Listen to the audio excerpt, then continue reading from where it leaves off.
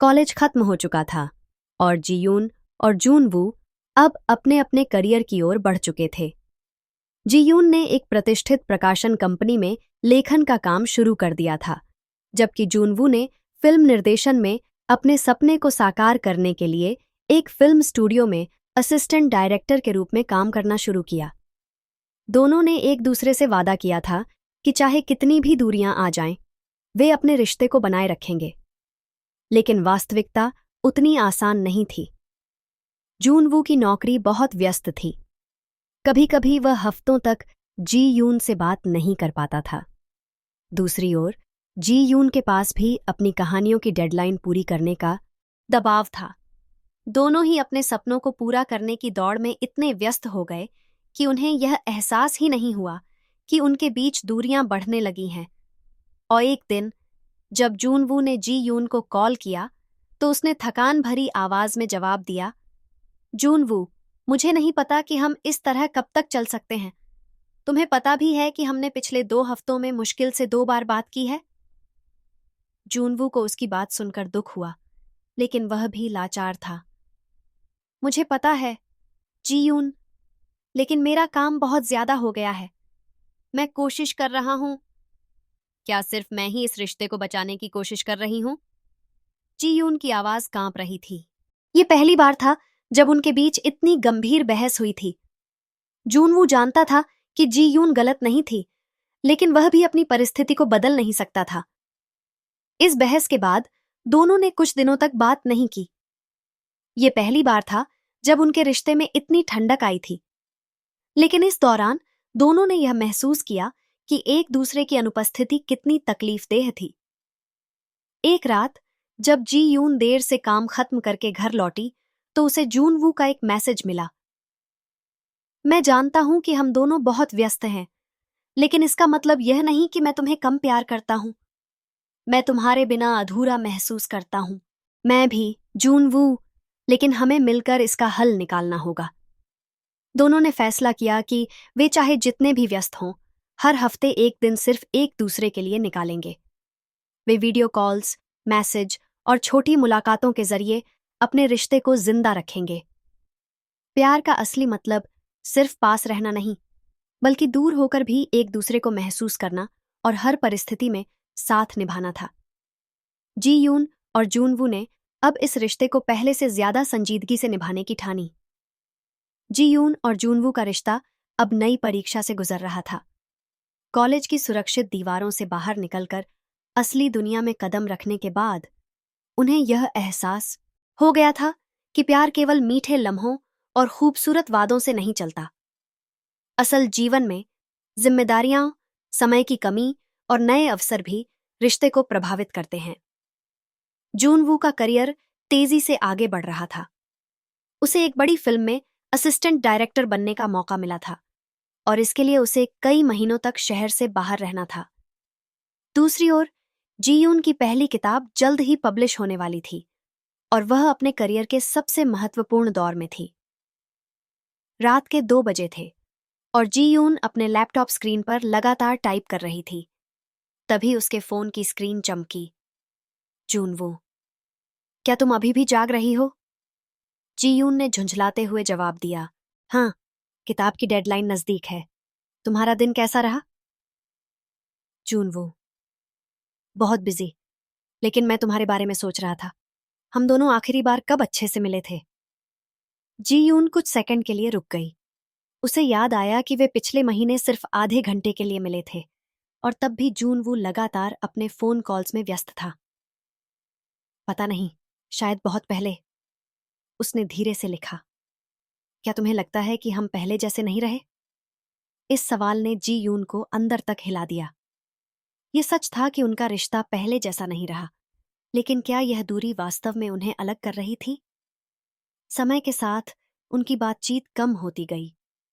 अब वे एक दूसरे के जीवन के बारे में पहले जैसी गहराई से नहीं जानते थे। जब भी वे बात करते, या तो कोई ना कोई काम बीच में आ जाता या फिर बातचीत सतही रह जाती। जीयून के मन में एक डर घर कर रहा था। क्या जूनवू अब भी उससे उतना ही प्यार करता है? एक शाम जब जीयून अपने ऑफिस में थी, उसे जूनवू की एक तस्वीर सोशल मीडिया पर दिखी। वह अपनी फिल्म की टीम के साथ डिनर कर रहा था और उसके साथ एक लड़की बैठी थी, सियोरिन, जो उसी फिल्म में असिस्टेंट प्रोड्यूसर थी। जी यून को यह देखकर अजीब महसूस हुआ।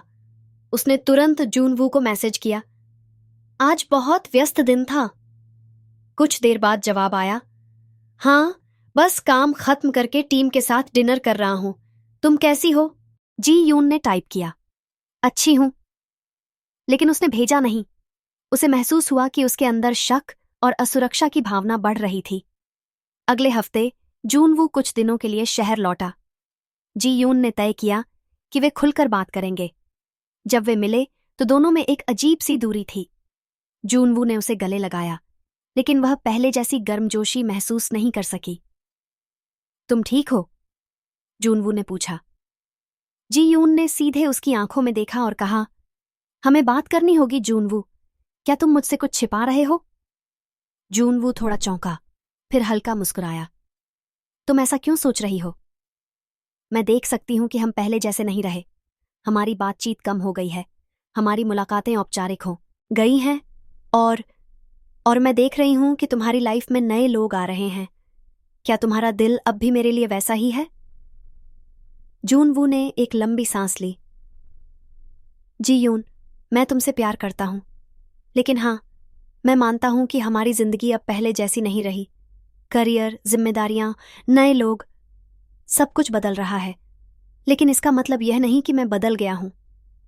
तो फिर हम क्या करें? जी यून की आवाज धीमी थी, जैसे वह जवाब सुनने से डर रही हो। कुछ देर की चुप्पी के बाद जूनवू ने कहा, हमें अपने रिश्ते पर काम करना होगा। मैं चाहता हूं कि हम इस दूरी को खत्म करें, लेकिन इसके लिए हमें पहले खुद को समझना होगा। अगर हम एक दूसरे को खोने से डरते रहे तो हम कभी सच्चे मन से साथ नहीं रह पाएंगे। जियून ने उसकी आंखों में देखा। वह जानती थी कि जूनवू सही कह रहा था।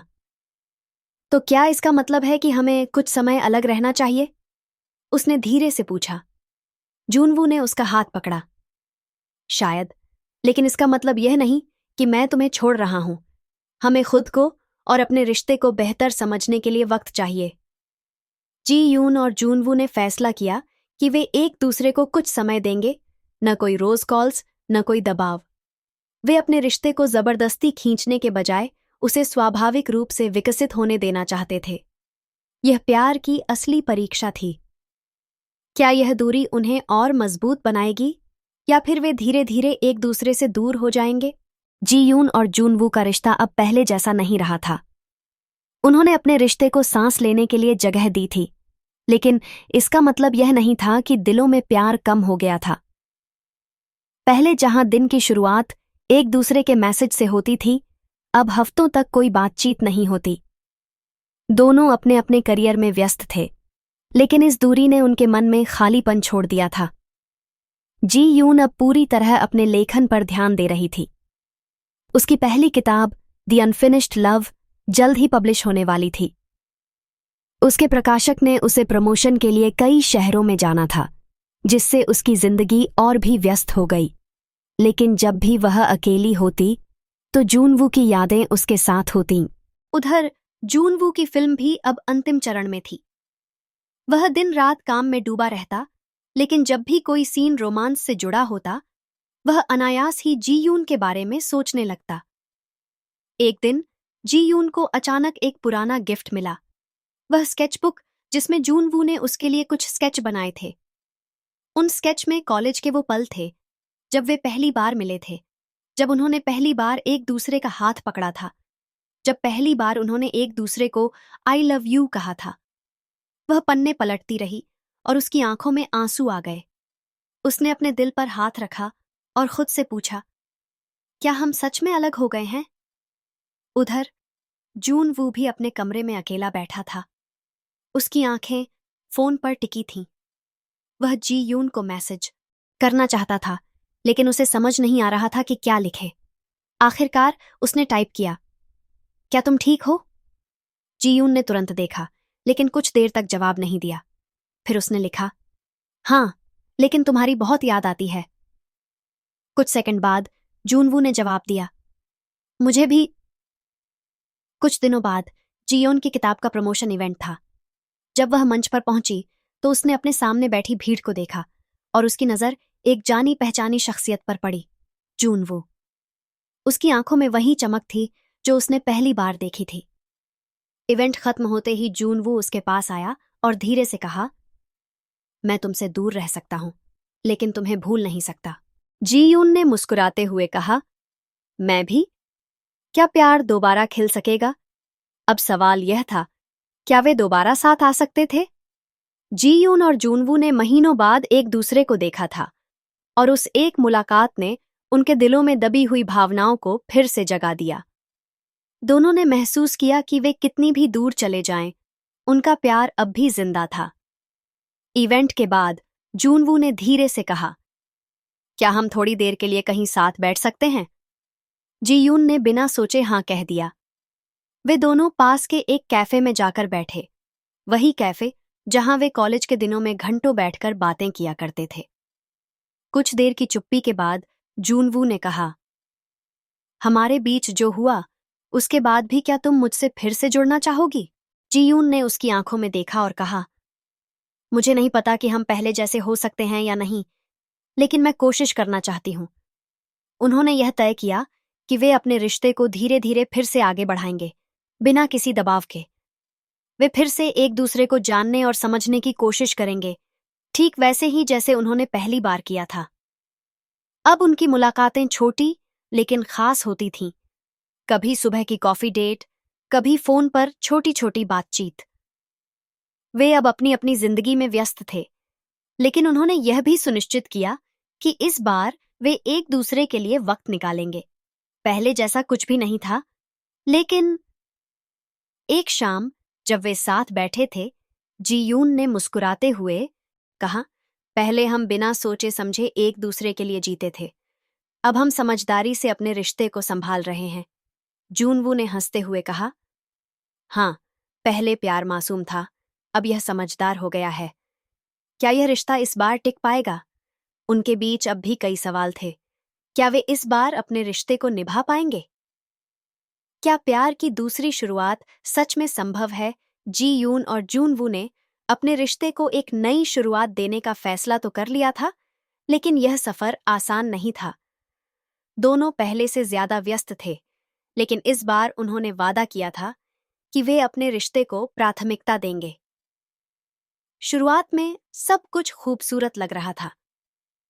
वे छोटी छोटी मुलाकातें करते, देर रात तक फोन पर बातें करते और हर मुश्किल वक्त में एक दूसरे का सहारा बनते।